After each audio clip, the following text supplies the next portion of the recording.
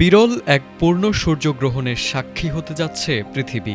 আগামী ১২ আগস্ট হতে যাওয়া এই মহাজাগতিক ঘটনাকে জ্যোতির্বিজ্ঞানীরা চলতি দশকের অন্যতম আকর্ষণীয় ঘটনা হিসেবে বর্ণনা করছেন। পূর্ণ সূর্যগ্রহণের সময় চাঁদ পৃথিবী ও সূর্যের মাঝখানে এসে সূর্যকে সম্পূর্ণভাবে ঢেকে ফেলে।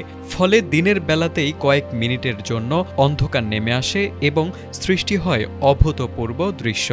বিশ্বজুড়ে আকাশপ্রেমী ও বিজ্ঞান অনুরাগীদের মধ্যে এ নিয়ে ব্যাপক আগ্রহ দেখা যাচ্ছে।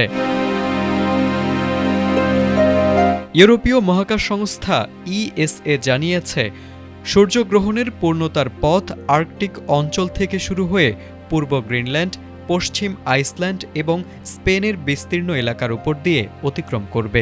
এসব অঞ্চলে অবস্থানকারীরা পূর্ণ সূর্যগ্রহণ প্রত্যক্ষ করতে পারবেন। ১৯৯৯ সালের পর এই প্রথম ইউরোপের বড় অংশ থেকে পূর্ণ সূর্যগ্রহণ দেখা যাবে, যা ঘটনাটিকে আরও বিশেষ করে তুলেছে।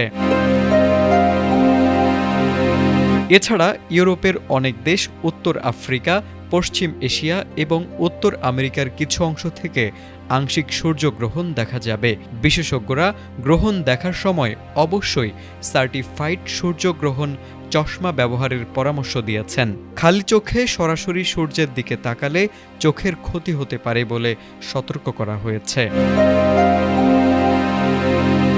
তবে প্রশ্ন হচ্ছে, বাংলাদেশ থেকে কি এই বিরল সূর্যগ্রহণ দেখা যাবে? জ্যোতির্বিজ্ঞান বিষয়ক আন্তর্জাতিক তথ্য অনুযায়ী ১২ আগস্টের এই পূর্ণ সূর্যগ্রহণ বাংলাদেশ থেকে দৃশ্যমান হবে না।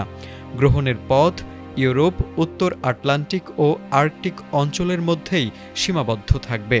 ফলে বাংলাদেশের আকাশে এ দৃশ্য না দেখা গেলেও বিশ্বের বিভিন্ন মহাকাশ সংস্থার অনলাইন সম্প্রচারের মাধ্যমে ঘটনাটি উপভোগ করা যাবে।